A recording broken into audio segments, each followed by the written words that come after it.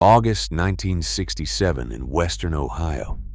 A grandfather lifts a boy into the cab of a Chevy pickup, sets him on his lap, and lets him put his hands on the wheel. The father sits beside them, smoking. The truck is moving. No seatbelts, no car seat, nobody alarmed.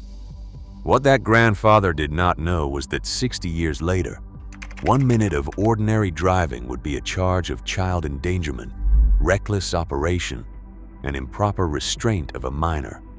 25 skills he used daily that would now get him cited, sued, or arrested. Counted down from 25 to 1. It was the kind of thing a man did without thinking. In the window between roughly 1940 and 1975, an American man stood in the middle of a quiet legal commons that has since been enclosed on almost every side. Some of that enclosure was necessary and overdue. Some of it was the price of density, lawyers, and insurance. Some of it is harder to account for. This list is not an argument for going back. It is a map of what changed. Number 25. Burning autumn leaves on the curb. Saturday morning, late October, any decade before about 1985. The driveways of American neighborhoods fill with small gray columns of smoke. A man stands in a flannel jacket with a rake in one hand and a long wooden match in the other, tending a waist-high pile of oak and maple leaves on the strip of grass by the street. The smell is one of the most specific memories of mid-century American childhood. In most places, it does not exist anymore because it is illegal. The Clean Air Act of 1970 started the shift. State yard waste laws through the 80s and 90s closed it. Today, open burning of residential leaves is banned in most of the Midwest, most of the West, and large parts of the East. The fine in some municipalities is several $100s per incident, and some fire codes treat repeat offenders as misdemeanors. He burned the leaves because the town picked them up twice a year, and the pile on the curb was a hazard for weeks. It was practical. It was also the thing that gave autumn its smell. Number 24. Paying for work with cash and a handshake. Someone knocked on the back screen door. They mowed the lawn, dug a ditch, hauled a load of gravel, patched a leaking gutter. Your grandfather opened his wallet and handed them two $10 bills, or a 20 or a 50. The transaction left no paper trail. No invoice was written. The Internal Revenue Service never heard about it. Neither man had ever signed a Form 1099 or a W-9 form in connection with household work. Most of that was technically illegal then, too. It just was not prosecuted. The modern combination of Form 1099K, reporting when payments reach $600, worker misclassification lawsuits, and state licensing requirements for trades has made the same transaction a stack of 3 or 4 separate legal exposures. If the man cutting your grass falls off the ladder leaning on your garage, you can be personally liable in most states.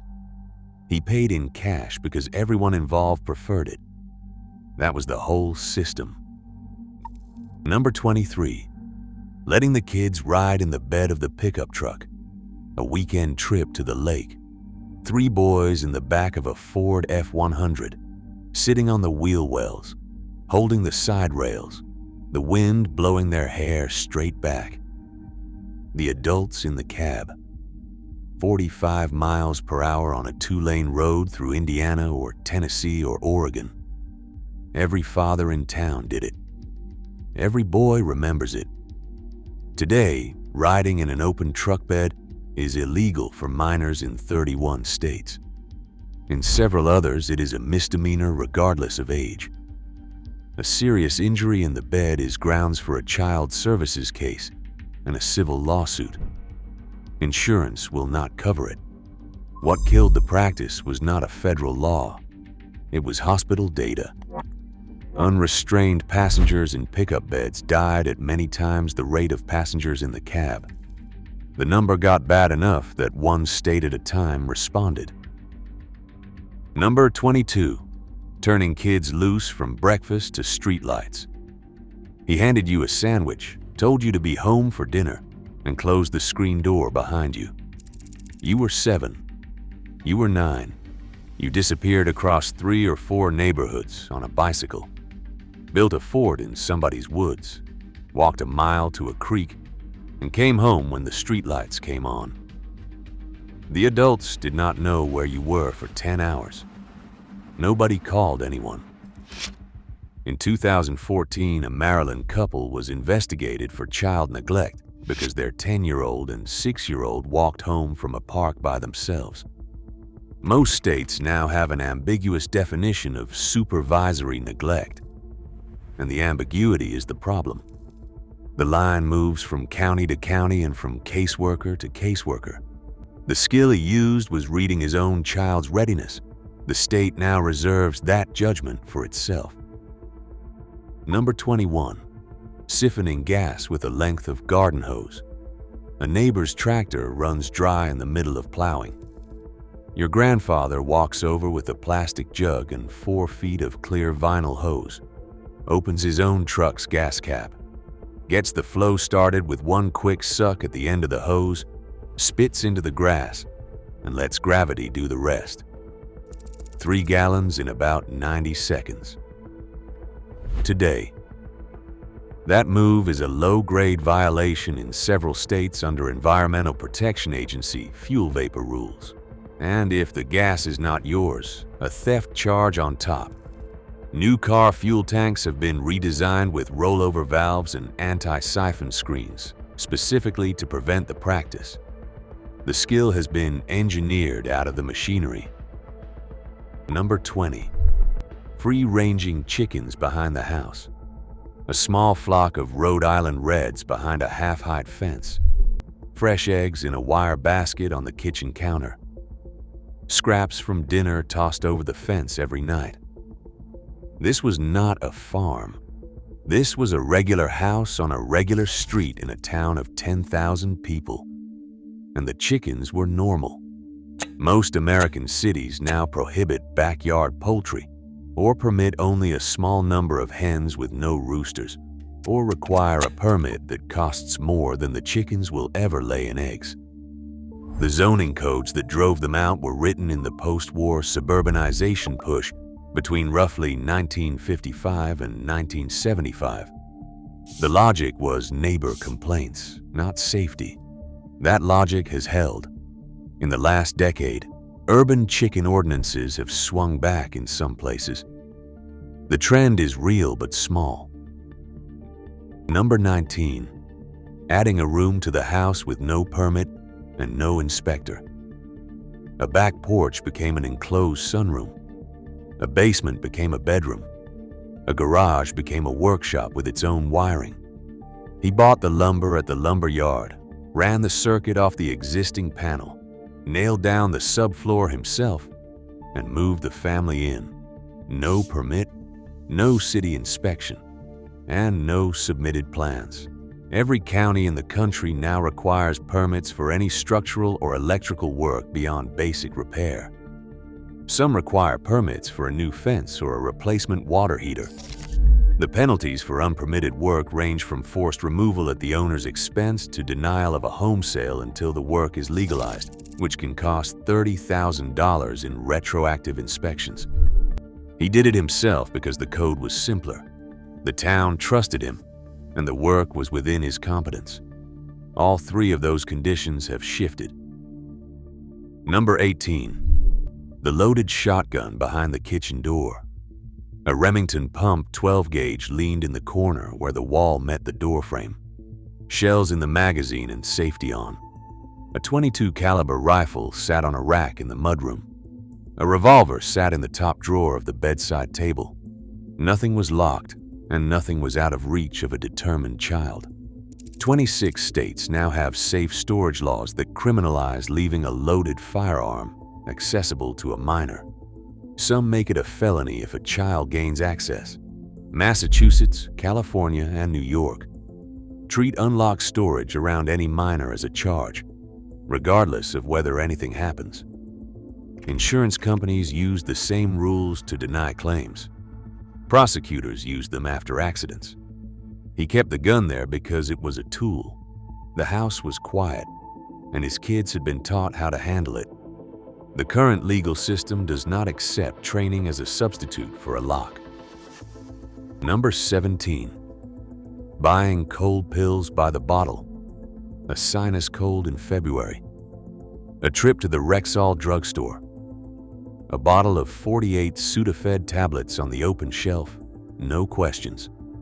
Often 2 bottles, because your wife was sick too. The Combat Methamphetamine Epidemic Act, passed in 2005, moved pseudoephedrine behind the counter nationwide.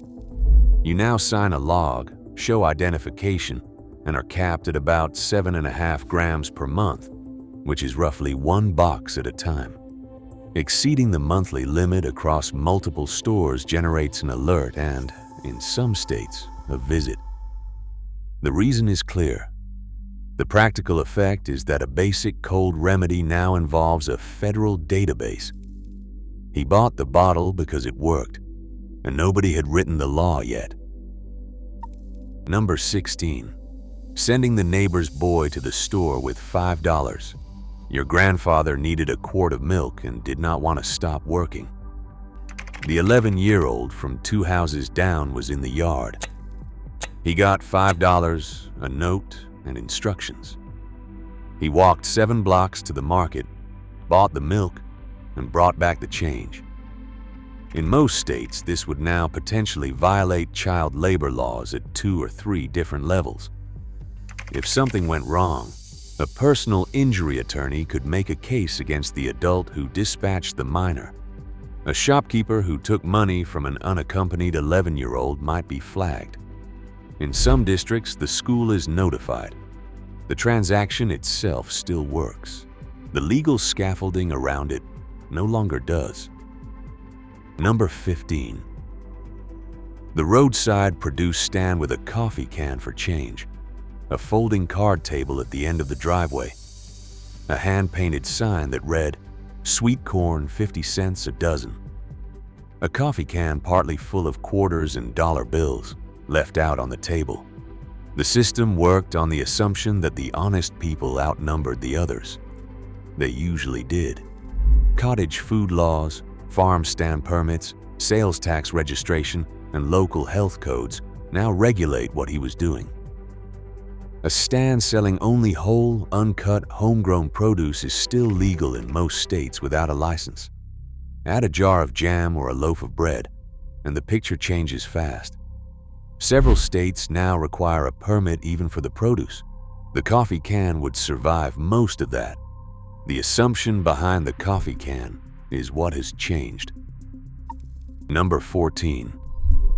Hitchhiking home from the Army base. A 19-year-old in a military uniform with a duffel bag, standing at the on-ramp of an interstate outside Fort Jackson or Fort Campbell, thumb out. He would ride 200 miles with a salesman in a Buick, switch to a trucker at a rest stop, and be eating dinner in his mother's kitchen by the next night. Nobody thought it was strange. Uniformed drivers stopped for him. Hitchhiking on interstate highways is now illegal in most states. Hitchhiking on most other roads is legal, but it has practically vanished. The sociological literature dates the disappearance to between 1975 and 1985, and it blames a combination of rising car ownership, a handful of widely publicized murders, and the decline of trust in strangers. The skill involved reading a driver's face in the 3 seconds between eye contact and the brake light. It was a real skill. It is gone. Number 13. Mailing the things he used to mail. Live chicks in a cardboard box to his cousin's farm. A $500 wedding gift in cash inside a card. Insulin samples for his sister in the next state. He took it all to the post office and sent it without a second thought. Live poultry is still mailable under Postal Service regulations, but only by licensed hatcheries, not by individuals. Mailing cash is technically legal, but effectively impossible because the post office will not insure it. Banks flag structured cash movements, and mail theft of envelopes containing cash is now an aggressive, organized crime. Mailing prescription medications between individuals is a federal Drug Enforcement Administration violation. He did it because the mail was trusted, the box was small, and the network was local. Each of those premises shifted between 1970 and 2005. Number 12. The 4th of July arsenal in the garage. By the 2nd of July, a cardboard box the size of a microwave sat on the workbench in the garage. Cherry bombs, M80s, Roman candles by the dozen, a crate of bottle rockets, a mortar kit imported from somewhere across the state line, where the laws were softer. He had been collecting since Memorial Day. On the 4th, the whole neighborhood fired off their boxes from their own driveways until well past midnight. M80s and cherry bombs have been federally illegal since 1966, but enforcement was casual for 20 years. Bottle rockets are now illegal in a dozen states, including New York, Illinois, and Massachusetts. Reloadable mortars are banned in most states. A man with a box like his today would be charged with possession of illegal explosives, and if one of the neighborhood kids got hurt, negligent endangerment on top. The skill was knowing when the fuse was short and how far to step back. His generation could eyeball it. The next one cannot. If you are this far in and this video is landing the way I hope it is, the subscribe button is free, and I cover this kind of thing, quietly and carefully, every week. That's the whole pitch. A wooden paddle about 18 inches long, with holes drilled through the flat side to reduce wind resistance. A teacher, often a man, often a coach. 3 swats. You did not tell your parents, because you would get it again at home. Corporal punishment in schools is now banned in more than 30 states. In most of the rest, it is permitted, but almost never used. A teacher who paddled a student today would face, at minimum, administrative termination, and in most districts, a child abuse investigation, a civil suit from the parents, and likely criminal assault charges. The debate about whether this was a net good or a net harm is ongoing and honest. The research leans one way, the nostalgia leans another. The legal reality has already resolved it. Number 10. The burn barrel behind the garage. A 55-gallon steel drum with a few holes punched near the bottom for airflow, set on a ring of cinder blocks in the back corner of the yard. Household trash went in. Cardboard, kitchen scraps, old magazines. Some nights you could see the orange light through the kitchen window while you did the dishes. Open burning of household waste is now banned under federal Environmental Protection Agency rules and parallel state regulations in nearly every inhabited area of the country. The specific concern is dioxin, which forms when certain plastics combust at low temperatures. A burn barrel is legally classified in several states as an uncontrolled combustion source. Fines range from $200 to several $1,000s. He used the barrel because the town dump was 6 miles away and trash pickup did not exist where he lived. The barrel was the alternative to a pile. Number 9. Home distilling apple brandy in the root cellar. A small copper pot still, purchased from a mail-order catalog in 1958 for around $90. A slow fire in the root cellar in late October, after the cider pressed from the orchard had fermented for 3 weeks. 2 quarts of clear apple brandy in a mason jar, set on the shelf next to the pickled beets. For Christmas, for weddings, for the neighbor who helped during harvest. Home distillation of any spirits remains a federal felony under Title 26 of the United States Code. The maximum penalty is 5 years in federal prison and a $10,000 fine. The Alcohol and Tobacco Tax and Trade Bureau pursues cases. The law dates to 1868. Home brewing of beer was legalized in 1978. Home distillation of spirits was not included, and every attempt to add it has died in committee. He made the brandy because the recipe was his father's, and the orchard was his. Number 8. The rifle from the Sears catalog, delivered to the front porch.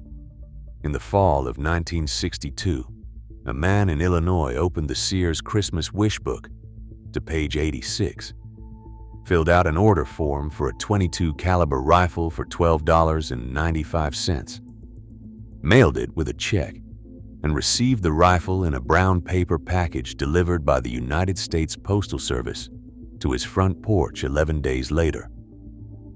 Nobody asked for identification. The transaction involved no background check, no license, and no federal paperwork of any kind.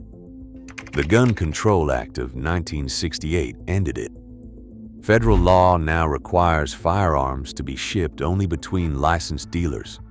Transfers from a dealer to an individual to be completed in person with a background check, and certain categories of weapons to be registered. The exact rifle he ordered from Sears is now a 4-form 2-office transaction. Lee Harvey Oswald bought his rifle through a mail-order catalog. That transaction is the one the 1968 law was written to prevent. Number 7. Target shooting squirrels out the back window. A kitchen window facing a patch of woods. A .22 caliber bolt action leaned against the wall next to the sink. A cup of coffee. Squirrels in the oak tree 40 feet out had been in the vegetable garden all summer. He solved the problem with one shot. Municipal discharge ordinances now prohibit the discharge of any firearm within city limits in nearly every American town and city. Many counties extend the ordinance to anywhere within 500 feet of an occupied dwelling, regardless of who owns the land. Penalties range from a citation to a misdemeanor weapons charge. In some jurisdictions, a neighbor's 911 call results in a SWAT response. He did it because the squirrels were a problem and the yard was his. The first condition still exists. The second has become complicated. Number 6. Smoking in the hospital waiting room. A waiting room on the 3rd floor of a county hospital in 1974. Ashtrays built into the arms of the chairs. A man in a tie waiting for his wife to finish an appointment, smoking a Pall Mall. A nurse walked by with a chart, said good morning and kept walking. Nobody thought anything of it. Hospitals began banning smoking in the late 1970s, and by 1992 the Joint Commission on Accreditation of Healthcare Organizations required all accredited hospitals to prohibit smoking indoors. Most states banned smoking in any indoor public place between 2003 and 2010. A person lighting a cigarette in a hospital waiting room today would be escorted out, possibly charged or cited, depending on the state, with a misdemeanor. He smoked there because everyone smoked everywhere. That sentence is not an exaggeration. It was everywhere. Number 5. The handshake truck sale in the gas station parking lot. 2 men, 2 pickup trucks, a wad of cash, a signed title, a handshake. The title changed hands. The money changed hands. One man drove away in a different truck than he arrived in. The county clerk never heard about it. No emission certificate was filed, and neither man involved his insurance company. Handshake is what sealed the deal. Every state now requires a recorded title transfer within a specific window, usually 30 days. Some require a bill of sale notarized by the state. Some require proof of insurance in the new owner's name before the vehicle is driven off the lot. A private sale today that does not move through the Department of Motor Vehicles within that window triggers late fees, title disputes, and in some states a misdemeanor charge. Required paperwork and recorded transfers protect buyers, sellers, and the public. He did it on a handshake because his word was worth more than a notary's stamp. The stamp is now mandatory because the word is no longer sufficient. Number 4. The toddler on his lap, steering the truck down the back road. I am returning here to the image from the opening. A boy on a man's lap in the driver's seat of a pickup, hands on the wheel, the truck moving, the adult's hands loosely hovering just below the boy's, the windows down. A gravel road somewhere in western Ohio, or eastern Oregon, or central Georgia, on a summer afternoon. Every state in the country now requires every child under a specific age and weight to be in a federally approved car seat, secured to a vehicle seat, never in a driver's position, never on an adult's lap. A child on a lap behind the wheel is simultaneously a violation of car seat law, child restraint law, child endangerment law, reckless operation law, and in some states, improper supervision. A single traffic stop yields 4 or 5 separate citations. The skill he was teaching was how a truck feels, where the front axle tracks, and when to ease off the gas going into a curve. He was teaching it the way his father taught him. Number 3. Collecting rainwater off the barn roof. A galvanized steel cistern the size of a phone booth sat on a concrete pad at the downspout of the barn roof. It held roughly 600 gallons after a good storm. He used it for the garden, for the chickens, and for washing equipment. Free water collected off the roof into the cistern and out through a hand pump. Rainwater collection is now restricted or prohibited outright in a handful of western states, including Colorado, Utah, and Nevada, because of prior appropriation water law, which treats precipitation as already belonging to downstream rights holders. Colorado has relaxed its rules twice since 2009. Most eastern states permit collection with registration and limits. Some counties in otherwise permissive states still require a permit for any cistern over a certain size. The idea that a man could not collect the rain falling on his own roof would have been incomprehensible to him. Yet, that is now the law in the state where his grandson lives. Number 2. Hunting on his own back 40 without a tag. 40 acres of second-growth woodlot behind the house. A whitetail buck at 50 yards on the first cold Saturday of November. One shot. One deer hung from the rafter in the garage for 3 days. Then cut and wrapped and put in the chest freezer in the basement. 200 pounds of meat. No license, no tag, and no call to the game warden. Every state now requires a hunting license, a deer tag specific to zone and season, and in most states, registration of the kill within 24 hours at a check station or through a phone app. Taking a deer without a tag, even on your own land, is a state wildlife violation, ranging from a misdemeanor with a $1,000 fine to, in the case of trophy antlers, a felony. Game wardens in most states have arrest authority equivalent to state police. He hunted his own land because the deer ate his garden, the meat fed his family, and the state did not know him personally. 2 of those conditions have changed. Number 1. Firing a warning shot at a trespasser. 2 in the morning. A noise at the back fence. He walked out onto the porch with the .22, racked a round into the chamber, fired once into the ground about 10 feet from the fence line, and went back to bed. The noise did not come back. In most American states today, firing a warning shot at another human being is aggravated assault with a deadly weapon. In some states, it is a felony even if fired into the ground or the air. A case out of Florida in 2012 resulted in a 20-year prison sentence under the state's 1020 life mandatory minimum law. The defendant was later released after public pressure, but the statute remains. The legal theory is sound. A bullet fired as a warning has the same terminal ballistics as a bullet fired to kill. A court cannot verify intent after the fact. The cost of this policy is that the range of legal responses to an intruder at 2 in the morning is now, essentially, do nothing or shoot to kill. He fired the shot because it worked every time, and he fired it low because he was a careful man. In the world he lived in, those 2 sentences were the entire legal analysis. 25 skills, 1 lifetime.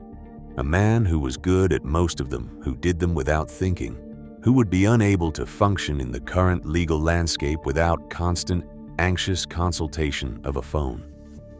Some of these laws are clearly good. Hospital air is cleaner. Children in pickup beds stop dying. Paddles in schools are gone for reasons the data supports. A man firing a warning shot at 2 in the morning has too many ways for that to go wrong. Some of these laws are harder to feel good about.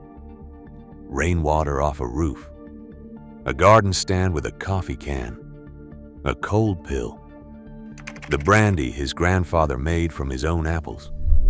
The rest sit in the middle. They are the small, quiet price of living in a country with 330 million people, a deep bench of lawyers, and an insurance industry that prices every possible human act. The price was not zero, and it was also not unfair. It was the price. What disappeared is not a set of skills.